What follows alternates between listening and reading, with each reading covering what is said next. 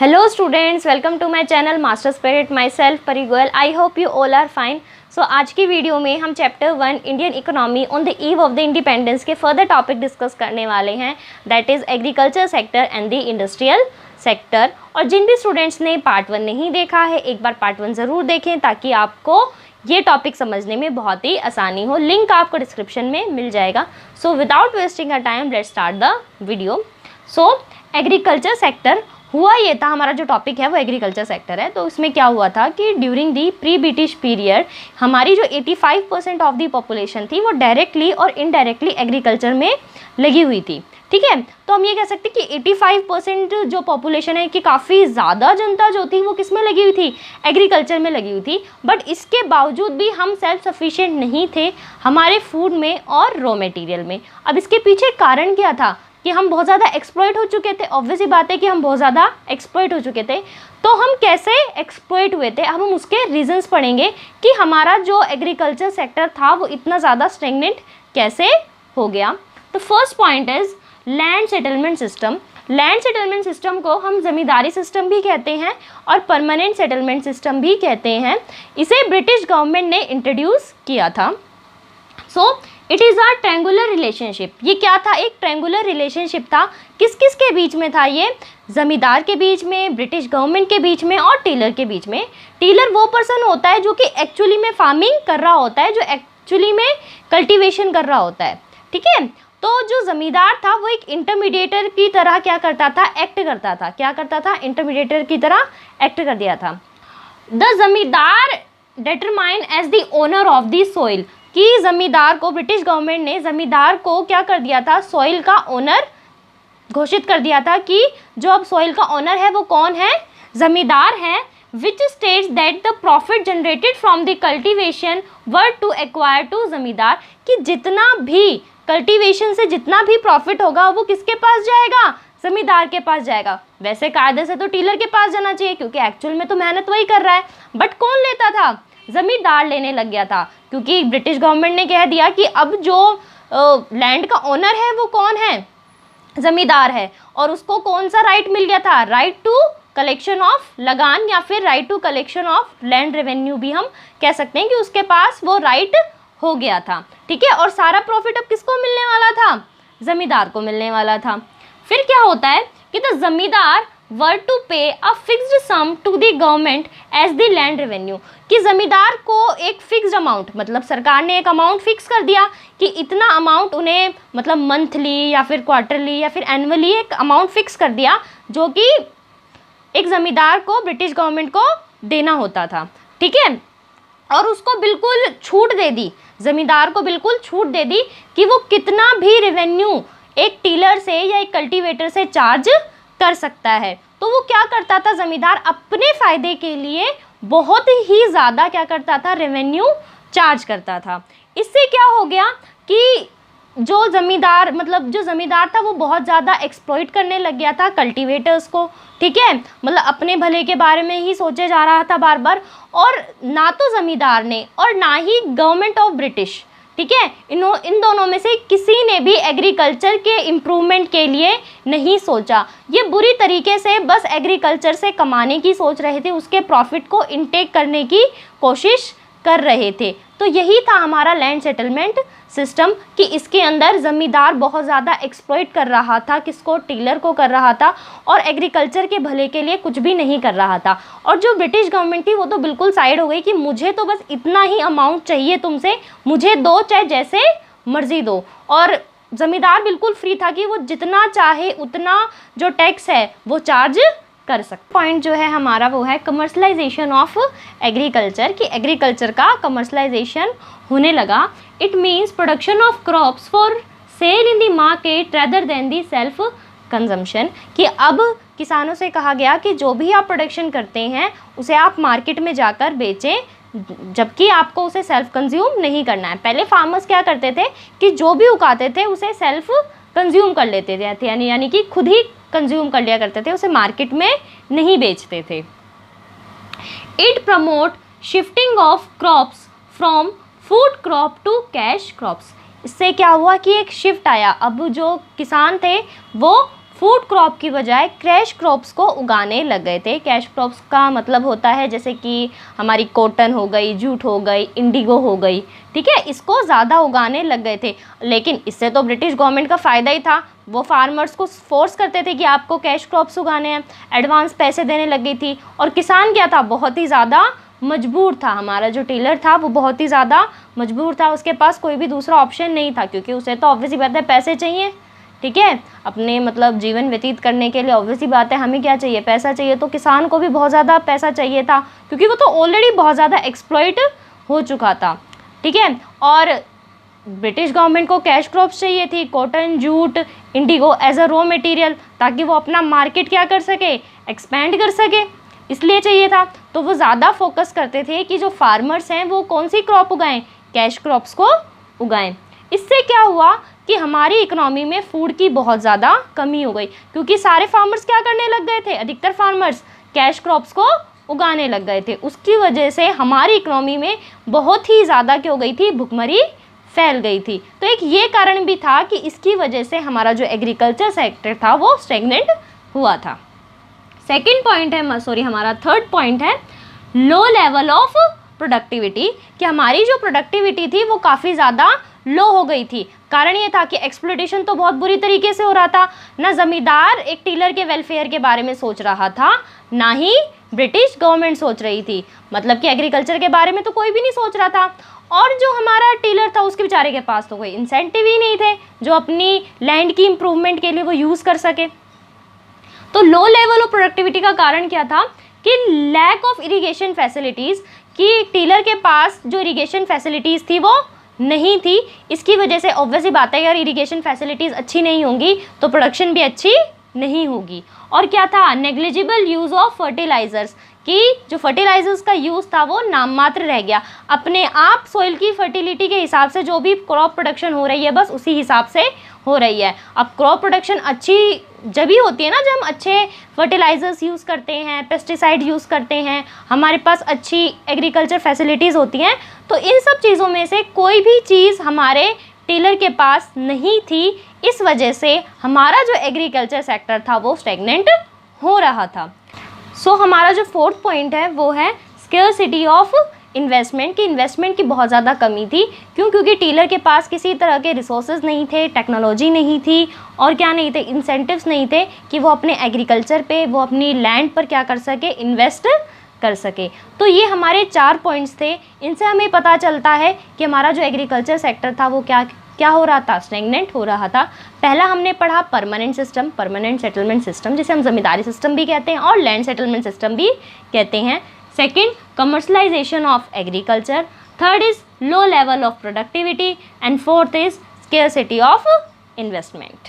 तो ये हमारा जो टॉपिक है यहीं पर ख़त्म होता है। तो हमारा जो नेक्स्ट टॉपिक है वो है इंडस्ट्रियल सेक्टर, और इस टॉपिक से कभी कभी 3 मार्क्स का क्वेश्चन और 4 मार्क का क्वेश्चन भी आ जाता है। तो सभी स्टूडेंट से रिक्वेस्ट है कि वो इस टॉपिक को बहुत अच्छे से समझें। तो स्टार्ट करते हैं कि अभी हम पढ़ के आए थे कि हमारी 85% ऑफ दी पॉपुलेशन जो थी एग्रीकल्चर में लगी हुई थी, लेकिन अभी भी कुछ परसेंट पॉपुलेशन बची थी। तो जो कुछ परसेंट जो पॉपुलेशन बची थी वो किस में एंगेज थी, वो इंडस्ट्रियल सेक्टर में एंगेज थी। भले ही बहुत ही कम लोग थे, लेकिन जितने भी लोग थे वो ऐसे स्पेशल प्रोडक्ट्स प्रोड्यूस करते थे जिसकी रेपुटेशन हम वर्ल्ड वाइड क्या करते थे, इंजॉय करते थे, जिन्हें हम इंडियन हैंडीक्राफ्ट के नाम से जानते हैं। ठीक है, तो जैसे ही जब ये ब्रिटिश आए तो उस टाइम पे हमारा जो इंडस्ट्रियल सेक्टर था, हमारा जो हैंडीक्राफ्ट था, वो ग्रो नहीं कर पा रहा था। ग्रो तो दूर की बात है, इन्होंने बहुत ही सिस्टमेटिकली हमारे हैंडीक्राफ्ट को ख़त्म कर दिया। तो बस पढ़ेंगे कि उन्होंने किस तरीके से डिसेंट्रलाइजेशन किया, किस तरीके से उन्होंने डिक्लाइन किया हमारे हैंडीक्राफ्ट का।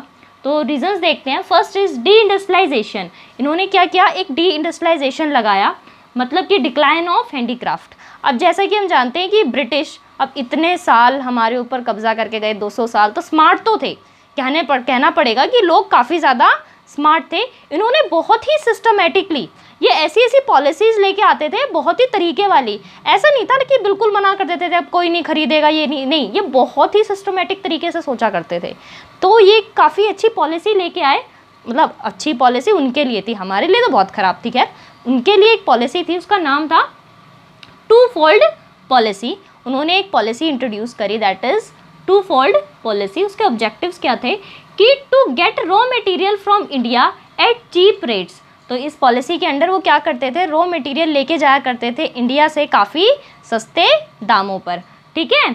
और फिर ये क्या करते थे, और मॉडर्न इंडस्ट्रीज़, ब्रिटेन की जितनी भी मॉडर्न इंडस्ट्रीज़ है उन्हें as a raw material use करा करती थी और फिर फिनिश गुड्स बनाया करती थी। तो हमसे कितने सस्ते में लेके गए, ठीक है, और वहाँ पर उन्होंने क्या कर दिया, फिनिश गुड्स बना लिया। तो उनका तो क्या हो रहा था, बहुत ही ज़्यादा फ़ायदा हो रहा था। Second, to sell finish products of British industry in India market at higher prices.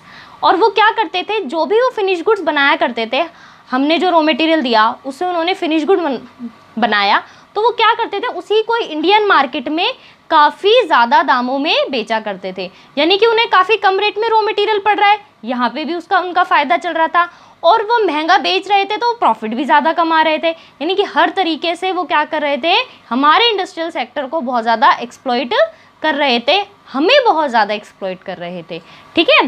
फिर उन्होंने क्या किया कि एक डिस्क्रिमिनेटरी ट्रैफिक पॉलिसी लगाई। ये हम पहले भी डिस्कस कर चुके हैं, अभी हम इसे डिटेल में पढ़ लेते हैं। इस पॉलिसी के according there was a duty free export of raw material from India, कि अगर हम कुछ भी एक्सपोर्ट करते हैं, अपना रॉ मटेरियल अगर हम बाहर भेजते हैं यानी कि ब्रिटेन में भेजते हैं, तो वो क्या होगा, ड्यूटी फ्री होगा, उस पर कोई भी टैक्स नहीं लगेगा। अब आप खुद ही सोचो, अगर हम भेज रहे हैं और कोई भी टैक्स नहीं लग रहा है तो ब्रिटेन के लिए तो वो बहुत सस्ता पड़ गया। एक तो हम पहले से ही रॉ मटेरियल बहुत सस्ता बेच रहे हैं, उस पे से कोई टैक्स भी नहीं है तो वो और भी सस्ता ही हो गया। तो वो तो दोनों साइड से मतलब इंजॉय कर रहे थे। सेकेंड पॉइंट है, there was duty free import of final good from the Britain. और जो फाइनल गुड बनकर बाहर आएगा और अगर उसे हम इम्पोर्ट करते हैं, अगर इंडिया वाले उसको इम्पोर्ट करते हैं तो वो भी क्या रहेगा, ड्यूटी फ्री रहेगा। यानी कि जब रॉ मटेरियल गया तो वो भी फ्री में, कोई टैक्स नहीं लगा, और उन्होंने जब फिनिश गुड्स इंडिया के अंदर भेजा अब वो भी ड्यूटी फ्री हो गया, मतलब वो भी सस्ता हो गया उनके लिए। तो but heavy duty impose on the export of handicraft, लेकिन हैवी ड्यूटी लगा दी गई, अगर हमारे यहाँ से कोई भी हैंडीक्राफ्ट जाएगा तो उस पर बहुत ज़्यादा क्या लग जाएगी, ड्यूटीज़ लग जाएंगी। एक तो हैंडीक्राफ्ट वैसे ही महंगा होता है, इन्होंने हैवी ड्यूटीज़ लगाकर उसे और महंगा कर दिया। अब कोई भी चीज़ जब ज़्यादा महंगी होती है तो ऑब्वियसली बात है उसे काफ़ी कम लोग परचेज़ करते हैं या फिर करते ही नहीं है। तो इन्होंने क्या किया कि धीरे धीरे इतनी ज़्यादा ड्यूटीज़ बढ़ा दी कि हमारा जो हैंडीक्राफ्ट था वो बाहर की कंट्रीज़ ने लेना ही क्या कर दिया, बंद कर दिया। सबसे पहले तो डोमेस्टिक मार्केट में हमारा मार्केट ख़त्म हुआ, ठीक है, इनकी इंडियन हैंडीक्राफ्ट का जो मार्केट था वो ख़त्म हो गया था, ठीक है। ऑब्वियसली बात है कि हमारी पर कैपिटा इनकम बहुत ज़्यादा कम हो गई थी, बहुत ज़्यादा पॉवर्टी फैल गई थी, और हैंडीक्राफ्ट क्या होते थे, महंगे होते थे, तो हम अफोर्ड नहीं कर पाते थे, ठीक है, ऐसा ही हो रहा था। इस वजह से क्या हुआ कि हमारा जो डोमेस्टिक मार्केट था वो भी ख़त्म हुआ, साथ में साथ हमारा एक्सपोर्ट मार्केट भी ख़त्म कर दिया इन्होंने हैवी ड्यूटीज़ लगाकर, ठीक है। इन सब तरीक़ों से इन्होंने क्या किया, हमारे जो इंडस्ट्रियल सेक्टर को बहुत ही ज़्यादा पुअर स्टेज में ये ले आए थे। सो हमारा जो सेकंड पॉइंट है वो है adverse effect of decline of handicraft industry, कि जब हमारा हैंडीक्राफ्ट डिक्लाइन हुआ तो उसके क्या क्या इफेक्ट हुए। पहला, हाई लेवल ऑफ अनएम्प्लॉयमेंट, बेरोज़गारी बहुत ज़्यादा बढ़ गई थी। क्यों बढ़ेगी कि क्राफ्टमैन से उसका काम छिन गया था, अब उसे अपने लाइवलीहुड के लिए कुछ तो करना पड़ेगा ही पड़ेगा। तो जितने भी ब्रिटिश थे उन्हें फोर्स कर रही थी कि वो एग्रीकल्चर सेक्टर में शिफ्ट हो जाएं, और उनके पास कोई ऑप्शन भी नहीं था। तो क्या हुआ कि सारा बर्डन विलेजेस पे पड़ रहा था, और जो एग्रीकल्चर सेक्टर था वो काफ़ी ज़्यादा ओवरक्राउड हो चुका था। अब ऑब्वियसली बात है कि एग्रीकल्चर सेक्टर में कोई एम्प्लॉयमेंट अपॉर्चुनिटी नहीं थी, बस भीड़ ही पड़ रही थी। तो इस कारण से एम्प्लॉयमेंट जो था, अनएम्प्लॉयमेंट बहुत ज़्यादा बढ़ गया था। Second, import of finish goods, हम मजबूर हो गए थे फिनिश गुड्स को इंपोर्ट करने के लिए ब्रिटेन से, क्योंकि हम स्टैंड नहीं कर पा रहे थे फॉरेन कंपटीशन के लिए। मतलब जितना फॉरेन कंपटीशन बहुत ज़्यादा था, अब वो मशीन वगैरह से अपने गुड्स मैन्युफैक्चर करते थे, हम हाथ से करते थे, तो ऑब्वियसली बात है हम उनके सामने स्टैंड नहीं कर पाए, और हमें हमारी डिमांड को तो मीट करना ही था। इस वजह से हमने क्या किया, इंपोर्ट करना स्टार्ट किया फिनिश गुड्स को, और यही शायद ब्रिटिश गवर्नमेंट चाहती थी और वैसा ही ये चल रहा था। थर्ड है lack of capital good industries. तो कैपिटल गुड इंडस्ट्रीज़ वो इंडस्ट्रीज़ होती हैं जो कि फर्दर प्रोडक्शन के लिए इक्विपमेंट्स बनाती हैं, टूल्स बनाती हैं, यानी कि ऐसे गुड्स को मैन्युफैक्चर करना जिससे हम फर्दर प्रोडक्शन कर सकते हैं। बट इंडिया के अंदर कैपिटल गुड्स इंडस्ट्री थी ही नहीं। तो ऑब्वियस ही बात है कि अगर हमारे पास कैपिटल गुड्स ही नहीं है, अगर हमारे पास मशीन ही नहीं है, तो हम किस तरीके से हमारे गुड्स को मैन्युफैक्चर करेंगे। तो हम टोटली डिपेंड हो चुके थे फॉरेन पर, मतलब कि ब्रिटेन पर।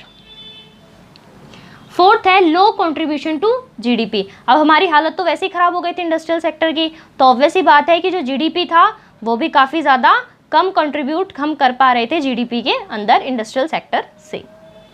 फिफ्थ पॉइंट है limited role of public sector, कि जो पब्लिक सेक्टर का जो रोल था वो भी क्या हो गया था, काफ़ी ज़्यादा लिमिटेड था। वैसे अगर प्राइवेट मतलब पब्लिक सेक्टर होता तो कुछ तो हमारे फ़ायदे के लिए करता ही करता, लेकिन ज़्यादातर जो पब्लिक सेक्टर था वो किस में लगा हुआ था, रेलवे में, पावर जनरेशन में, कम्युनिकेशन में, पोर्ट्स में और दूसरी अंडरटेकिंग्स थे उनके अंदर लगा हुआ था।